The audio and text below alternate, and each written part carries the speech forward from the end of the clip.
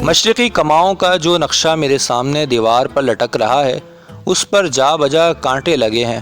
ہر کانٹے کے نیچے ایک تاریخ بھی درج ہے۔ کانٹا اس علاقے کو اور تاریخ اس دن کو ظاہر کرتی ہے کہ جب سرکاری اطلاع کے مطابق اس جگہ چوگڑ کے آدم خور نے انسانی جان لی تھی۔ نقشے پر کل 64 نشانات ہیں۔ میں نشانات کے درست ہونے پر اصرار نہیں کرتا کیونکہ یہ نقشہ میں نے صرف 2 سال میں بنایا تھا۔ جو ہلاکتیں میرے علم میں نہ آئیں یا وہ اشخاص جو گھائل ہو کر بعد ازاں ہلاک ہو گئے وہ اس فہرست میں شامل نہیں۔ پہلا کانٹا 15 دسمبر 1925 کا ہے اور آخری 21 مارچ 1930 کا ہے۔ شمالاً جنوباً 2 کانٹوں کا انتہائی فاصلہ 50 میل ہے اور شرقاً غرباً 30 میل۔ یہ علاقہ 1500 مربع میل پر پھیلا ہوا اور پہاڑی ہے۔ یہاں سردیوں میں بہت برف پڑتی ہے اور گرمیوں میں وادیاں جھلسا دینے والی گرمی کا شکار ہوتی ہیں۔ اس علاقے میں چوگڑ کے آدم خور نے اپنی سلطنت اور دہشت طاری کر رکھی تھی۔ اس پورے علاقے میں بکھرے ہوئے گاؤں اکا دکا گھرانوں سے لے کر 100 افراد تک کی آبادی رکھتے تھے۔ سخت پگڈنڈیاں ان دیہاتیوں کو آپس میں ملاتی ہیں۔ جب آدم خور کی سرگرمیوں کے باعث یہ راستے مخدوش ہو جاتے ہیں تو یہ لوگ رابطے کے لیے آواز سے کام لیتے ہیں۔ کسی اونچی جگہ مثلاً پتھر یا گھر کی چھت پر کھڑے ہو کر کوئی بھی شخص کوئی کی آواز نکالتا ہے تاکہ پاس والے دیہات کے لوگ خبردار ہو جائیں۔ جب اس کا جواب ملتا ہے تو پہلا شخص تیز اور اونچی آواز میں چلا کر پیغام سنا دیتا ہے۔ ایک دیہات سے دوسرے اور پھر اس سے آگے یہ سلسلہ چلتا رہتا ہے اور پیغام نہایت مختصر وقت میں پورے علاقے میں پہنچ جاتا ہے۔ اس آدم خور پر قسمت آزمائی کے لیے میں نے اپنا نام ڈسٹرکٹ کانفرنس میں فروری 1929 میں پیش کیا۔ اس وقت کماؤں کے ڈویژن میں 3 آدم خور سرگرم تھے۔ چونکہ چوگڑ کے آدم خور سب سے زیادہ تباہی پھیلا رہا تھا میں نے پہلے اسی کو ہی چنا۔ سرکاری طور پر کانٹوں اور تاریخوں سے بھرا نقشہ میرے حوالے کر دیا گیا۔ اس کے مطابق آدم خور کالا آگر کے شمالی اور مشرقی سرے پر زیادہ سرگرم تھا۔ یہ پہاڑ کوئی 40 میل لمبے اور 8500 فٹ بلند ہے۔ اس پہاڑ کے شمالی سرے سے سڑک گزرتی ہے اور کئی جگہ میلوں تک گھنے جنگلات سے گزرتی ہے۔ بعض جگہ یہ سڑک جنگل اور مزروعہ زمین کے درمیان حد بندی کا کام بھی دیتی ہے۔ ایک جگہ سڑک بل کھاتی ہے جو کالا آگر کے فورسٹ بنگلے سے نزدیک ہے۔ یہ بنگلہ ہی ہماری منزل تھی اور 4 دن کے پیدل سفر اور 4000 فٹ کی عمودی چڑھائی کے بعد اپریل 1929 کی ایک شام میں اس تک پہنچا۔ اس جگہ آخری انسانی شکار ایک 22 سالہ نوجوان تھا جو مویشیوں کو چراتے وقت مارا گیا تھا۔ پہنچنے کے بعد اگلی صبح جب میں ناشتہ کر رہا تھا تو اس جوان کی دادی مجھے دیکھنے آئی۔ اس نے مجھے بتایا کہ آدم خور نے اس کے واحد رشتہ دار کو ہلاک کر ڈالا ہے۔ جب وہ رو کر کچھ چپ ہوئی تو اس نے اپنے 3 بھینسیں مجھے بطور چارہ استعمال کرنے کی پیشکش کی۔ اس کا کہنا تھا کہ اگر اس کی بھینسوں کی مدد سے میں آدم خور کو مار سکا تو اسے سکون اور اطمینان مل جائے گا کہ اس کے پوتے کا بدلہ لیا جا چکا ہے۔ یہ بھینس پوری طرح جوان اور میرے لیے بیکار تھیں، تاہم براہ راست انکار کرنے سے اس کا دل ٹوٹ جاتا۔ میں نے اسے کہا کہ میں اپنے ساتھ نینی تال سے لائے ہوئے نوجوان بھینسیں پہلے باندھوں گا، اس کے بعد اس کی بھینسوں کی باری آئے گی۔ اس دوران آس پاس کے دیہاتیوں کے نمبردار بھی میرے گرد جمع ہو چکے تھے۔ انہوں نے بتایا کہ آدم خور کو آخری بار 10 دن قبل اور 20 میل دور ایک گاؤں میں دیکھا گیا تھا جہاں آدم خور نے میاں بیوی کو مار کر کھایا تھا۔ 10 دن پرانے نشانات کا پیچھا کرنا بیکار تھا۔ نمبرداروں سے کافی دیر تک بات کے بعد جب میں فارغ ہوا تو میں نے فیصلہ کیا کہ مشرقی سرے کے گاؤں ڈلکانیہ کا چکر لگا لوں۔ ڈلکانیہ کالا آگر سے 10 میل دور تھا اور آدم خور کی آخری واردات والے گاؤں سے 10 میل دور۔ نقشے پر ڈلکانیہ اور اس کے آس پاس کے گاؤں پر لگے ہوئے کانٹوں کی کثرت سے معلوم ہوتا تھا کہ آدم خور کی جائے رہائش یا مستقل ٹھکانہ یہیں آس پاس ہی کہیں ہے۔ اگلی صبح ناشتہ کر کے میں کالا آگر کی طرف فارسٹ روڈ پر چلتا ہوا بڑھا۔ یہ سڑک مجھے پہاڑ کے آخر تک لے جائے گی اور جہاں سے مجھے اس سڑک کو چھوڑ کر نیچے اترنا تھا اور 2 میل چل کر میں ڈلکانیاں پہنچ جاؤں گا۔ یہ سڑک جو کہ گھنے جنگلات سے گزرتی ہے، کم ہی استعمال ہوتی تھی۔ اس پر پگ تلاش کرتا ہوا میں آگے بڑھا۔ 2 بجے میں اس جگہ پہنچا جہاں میں نے سڑک کو چھوڑ کر نیچے اترنا تھا۔ یہاں میں ڈلکانیاں کے بہت سارے بندوں سے ملا۔ یہ لوگ کوئی کی وجہ سے جان چکے تھے کہ میں اس جگہ کیمپ لگانے آ رہا ہوں۔ انہوں نے بتایا کہ اس صبح آدم خور نے عورتوں کی ایک جماعت پر حملہ کیا تھا جو ڈلکانیاں سے 10 میل دور ایک اور گاؤں کے پاس فصل کاٹ رہی تھی۔ میرے ساتھی 8 میل سے میرا کیمپ اٹھائے چلے آ رہے تھے۔ وہ بخوشی 10 میل اور چلنے کے لیے تیار تھے، لیکن جب میں نے یہ سنا کہ اس گاؤں کا راستہ خاصا مشکل اور گھنے جنگلات سے گزرتا ہے، میں نے آدمیوں کو ڈلکانیاں بھیج دیا اور خود اکیلے اس جگہ جا کر شیر کے حملے کا معائنہ کرنے کا فیصلہ کیا۔ میرے ملازم نے فوراً ہی کھانا بنانا شروع کر دیا۔ 3 بجے کھانا کھا کر میں 10 میل کے سفر پر چل پڑا۔ عام حالات میں 10 میل 2.5 گھنٹے کا سفر ہے، لیکن یہاں صورتحال برعکس تھی۔ مشرقی سرے سے گزرتا ہوا راستہ کئی گہری کھائیوں، بڑی بڑی چٹانوں، گھنی جھاڑیوں اور درختوں سے پٹا پڑا تھا۔ ہر اس طرح کی رکاوٹ جہاں آدم خور کی شکل میں موت چھپی ہو، پوری طرح محتاط ہو کر گزرنا پڑتا ہے۔ پیش قدمی ظاہراً بہت سست ہو جاتی ہے۔ ابھی میں کافی دور تھا کہ ڈھلے سایوں نے مجھے رکنے کا اندیا دیا۔ کسی بھی دوسرے علاقے میں رات کو کھلے آسمان تلے خشک پتوں پر سو جانا بہت آرام دہ ہوتا، لیکن یہاں اس طرح سونا یقینی موت ہوتا۔ عرصہ دراز سے شب بسری کے لیے مناسب درخت کا انتخاب اور اس پر آرام سے سو جانے کی عادت نے یہ مسئلہ بھی حل کر دیا تھا کہ کہاں اور کیسے سویا جائے۔ اس بار میں نے برگد کا درخت چنا۔ ابھی میں چند ہی گھنٹے سویا ہوں گا کہ درخت کے نیچے چند جانوروں کی آوازیں سن کر جاگ گیا۔ میری رائفل شاخ سے بندھی ہوئی تھی۔ دیکھنے سے معلوم ہوا کہ ریچھوں کا غول کارپھل کے درخت کی طرف جا رہا تھا۔ یہ درخت نزدیک ہی تھے۔ کھاتے وقت ریچھ بہت شور کرتے ہیں۔ جب تک وہ پیٹ بھر کر چلے نہ گئے، میرے لیے سونا ممکن نہ تھا۔ سورج ابھرے 2 گھنٹے گزر چکے تھے۔ میں اس گاؤں پہنچا۔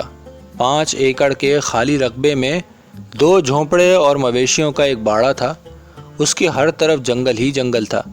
اس گاؤں سے چند ہی گز دور گندم کا وہ کھیت تھا جہاں 3 موقعوں پر گھات لگاتا آدم خور بر وقت دکھائی دے گیا تھا۔ مجھے وہ جگہ دکھائی گئی جس شخص نے شیر کو دیکھ کر عورتوں کو خبردار کیا تھا۔ اس نے بتایا کہ ناکام ہونے پر آدم خور جنگل کی طرف پلٹا اور وہاں دوسرے شیر کے ساتھ مل کر پہاڑی سے نیچے اترا۔ ان دونوں جھونپڑوں کے مکینوں کو رات بھر نیند نہ آئی کیونکہ شیر رات بھر بولتے رہے اور میری آمد سے ذرا دیر پہلے ہی چپ ہوئے۔ 2 شیروں والی بات نے تصدیق کی کہ آدم خور کے ساتھ اس کا بچہ بھی ہے۔ ہمارے دیہاتی بہت مہمان نواز ہوتے ہیں۔ جب انہیں علم ہوا کہ میرا کیمپ ڈلکانیاں میں ہے اور میں نے رات جنگل میں گزاری تھی، انہوں نے فوراً کھانا تیار کرنے کی پیشکش کی۔ میں جانتا تھا کہ اس طرح ان لوگوں پر غیر ضروری بار پڑتا ہے۔ میں نے انہیں چائے کا کہا۔ چائے تو موجود نہ تھی، لیکن دودھ کا گلاس مل گیا جو بہت زیادہ گڑ کی وجہ سے کچھ زیادہ ہی میٹھا تھا۔ اگر اس کی عادت ہو جائے تو یہ بہت مزہ دیتا ہے۔ میزبانوں کی درخواست پر میں رائفل لے کر نگرانی کرتا رہا اور وہ لوگ باقی بچی ہوئی فصل کاٹ کر جلد ہی فارغ ہو گئے۔ دوپہر کو ان لوگوں کی دعائیں لے کر میں اسی طرف روانہ ہوا جہاں وادی سے انہوں نے شیروں کی آوازیں سنی تھیں۔ یہ وادی 3 دریاؤں نندھور، لدھیا اور مشرقی گوالا کے ملاپ سے شروع ہو کر جنوب مغرب کی جانب 20 میل جتنی پھیلی ہوئی ہے اور خوب گھنے جنگلات سے بھری ہوئی ہے۔ نشانات کا کھوج لگانا تو ممکن نہ تھا۔ میرے لیے واحد ممکنہ راستہ یا تو ان جانوروں کو اپنی طرف متوجہ کرنا یا پھر جنگلی جانوروں کی آوازوں کی مدد سے ان کا پیچھا کرنا تھا۔ آپ میں سے وہ لوگ جو زمین پر رہ کر آدم خوروں کا شکار کرتے ہیں بخوبی جانتے ہیں کہ جانوروں اور پرندوں کی آوازیں اور ہوا کا رخ اس طرز کے شکار میں بہت اہمیت رکھتے ہیں۔ اس جگہ ان جانوروں اور پرندوں کی تفصیل بتانا تو مناسب نہیں، کیونکہ اس جگہ 3 یا 4 میل کا مطلب کئی ہزار فٹ کی بلندی یا پستی ہوتا۔ اسی نسبت سے جانور اور پرندے بھی بدل جاتے ہیں کہ جن پر شکاری بھروسہ کرتا ہے اور جن کی مدد سے ان کو اپنی حفاظت اور شکار کی حرکات کے بارے میں علم ہوتا ہے۔ تاہم ہر سطح یا بلندی اور پستی ہر جگہ ہوا کے رخ کی اہمیت یکساں ہی رہتی ہے، اس بارے چند الفاظ شاید بے محل نہ ہوں۔ شیروں کو علم نہیں ہوتا کہ انسانوں میں سونگھنے کی طاقت یعنی قوت شامہ نہ ہونے کے برابر ہوتی ہے۔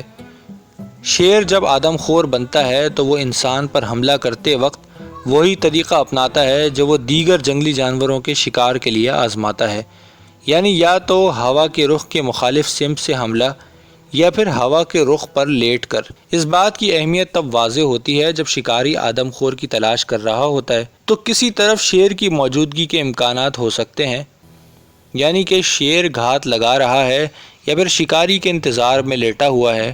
اگر ہوا شیر سے شکاری کی طرف چل رہی ہو تو شیر کی جسامت، رنگ، بے آواز حرکت کرنے کی صلاحیت بھی فائدہ نہیں دے سکتی، چاہے شیر چھپ کر حملہ کرے یا پھر گھات لگا کر۔ دونوں صورتوں میں حملہ پشت کی جانب سے ہی ہوتا ہے، اس لیے آدم خور کی تلاش میں نکلے شکاریوں کا ہوا کا رخ جانے بغیر گھنے جنگل میں گھسنا خودکشی کے مترادف ہوتا ہے۔ مثلاً اگر شکاری کسی ایسی جگہ گھسے جہاں ہوا مخالف سمت میں چل رہی ہو تو شیر کی موجودگی عقب میں ہی ممکن ہے، جہاں شکاری کی کم سے کم توجہ ہو سکتی ہے۔ تاہم بار بار ہوا کے رخ سے آگے پیچھے ہو کر وہ خطرے کو عقب کے بجائے دائیں یا بائیں لا سکتا ہے۔ ہو سکتا ہے کہ ان صفات پر آپ کو یہ تجویز اتنی بھلی نہ لگے، لیکن حقیقی زندگی میں یہ بالکل بہترین کام کرتی ہے۔ جب بھوکا آدم خور گھنے جنگل میں گھات لگائے ہوئے ہو تو پیچھے کے رخ چلنے سے زیادہ بہتر اور محفوظ طریقہ کوئی اور نہیں۔ شام ہوتے ہوتے میں وادی کے دوسرے سرے پر پہنچ گیا۔ اس دوران نہ تو شیروں کو دیکھا اور نہ ہی کسی پرندے یا جانور کی آواز سے اس کی موجودگی کا علم ہوا۔ اس جگہ سے نظر آنے والی واحد آبادی پہاڑ کے شمالی سرے پر موجود ایک مویشی خانہ ہی تھا۔ اس بار شب بسری کے لیے درخت کے چناؤ کے وقت میں کافی محتاط تھا، اس لیے رات بغیر کسی پریشانی یا مداخلت کے گزری۔ تاریکی چھانے کے کچھ دیر بعد ہی شیروں کی آواز آئی اور چند منٹ بعد میزل لوڈنگ بندوق سے 2 گولیاں چلنے کی آواز آئی۔ اس کے بعد مویشی خانے کے لوگوں کا شور وادی میں گونجا۔ بقیہ رات پھر سکون سے گزری۔ اگلے دن دوپہر تک میں نے پوری وادی چھان ماری اور اب میں اس ڈھلوان پر چڑھ رہا تھا کہ ڈلکانیاں اپنے بندوں سے جا ملوں کہ میں نے مویشی خانے سے ایک لمبی سی کوئی کی آواز سنی۔ یہ آواز دوبارہ آئی۔ میرے جواب پر ایک شخص چٹان پر چڑھا اور اس نے چلا کر پوچھا کہ کیا میں وہی صاحب ہوں جو نینی تال سے آدم خور کو مارنے آیا ہوا ہوں؟ میں نے اسے بتایا کہ ہاں میں وہی صاحب ہوں۔ اس پر اس نے بتایا کہ دوپہر کو اس کے مویشی وادی میں اس طرف جہاں میں ابھی تھا کھائی میں نکل گئے تھے۔ واپسی پر اس نے گنا تو ایک سفید گائے گم تھی۔ اس کا خیال تھا کہ اس گائے کو انہی شیروں نے مارا ہے جو گزشتہ رات اسی جگہ سے بول رہے تھے جہاں میں اب کھڑا تھا۔ اس اطلاع پر میں نے اس کا شکریہ ادا کیا اور کھائی میں تفتیش کی نیت سے نکل کھڑا ہوا۔ ابھی میں اس کھائی کے سرے پر تھوڑا سا آگے بڑھا ہوں گا کہ مجھے مویشیوں کے کھروں کے نشانات دکھائی دیے۔ ان نشانات کا پیچھا کرتے ہوئے مجھے وہ جگہ مل گئی جہاں شیروں نے گائے کو ہلاک کیا تھا اور پھر کھائی میں لے گئے تھے۔ گھسیٹنے کے نشانات سے پیچھا کرنا عقل مندی نہ ہوتا۔ میں نے وادی کا ایک لمبا چکر لگایا اور اس جگہ دوسرے کنارے سے پہنچا جہاں میری توقع کے مطابق شیر گائے کو لے جاتے۔ یہ کنارہ کم ڈھلوان تھا اور اس نوعیت کا تھا کہ اس سے گھات لگانا آسان تھا۔ قدم بقدم اور سائے کی طرح چھپ کر میں آگے بڑھتا رہا۔ اس جگہ گھاس میری کمر تک تھی۔ ابھی میں 30 گز ہی آگے بڑھا ہوں گا کہ سامنے سے کچھ حرکت دکھائی دی۔ ایک سفید ٹانگ اوپر کو اٹھی اور پھر زور سے غراہٹ سنائی دی۔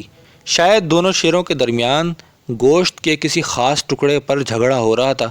کئی منٹ تک میں بالکل خاموش کھڑا رہا۔ ٹانگ بار بار ہلتی رہی لیکن غراہٹ کی آواز دوبارہ نہ آئی۔ اگر میں کسی طرح 30 گز اور آگے بڑھ سکتا اور ایک شیر کو ہلاک کر بھی دیتا تو دوسرا چڑھ دوڑتا۔ اس جگہ تحفظ ناممکن تھا۔ مجھ سے 20 گز دور اور شیر سے بھی اتنے ہی فاصلے پر ایک بڑا پتھر تھا جو 10 یا 15 فٹ بلند ہوگا۔ اگر میں اس تک پہنچ پاتا تو میرے لیے گولی چلانا نسبتاً آسان ہو جاتا۔ گھٹنوں اور کوہنیوں کے بل چلتا اور رائفل کو دھکیلتا ہوا میں اس پتھر کے پیچھے پہنچا۔ منٹ بھر رک کر سانس بحال کی اور رائفل بھر کر چٹان پر چڑھا۔ جب میری آنکھیں پتھر کی اوپری سطح کے برابر آئیں، میں نے جھانکا تو 2 شیر دکھائی دیے۔ ایک شیر گائے کا پچھلا حصہ کھا رہا تھا اور دوسرا ساتھ ہی لیٹا ہوا پنجے چاٹ رہا تھا۔ دونوں بظاہر ایک ہی جسامت کے حامل تھے۔ جو پنجے چاٹ رہا تھا اس کا رنگ کچھ مدھم سا تھا۔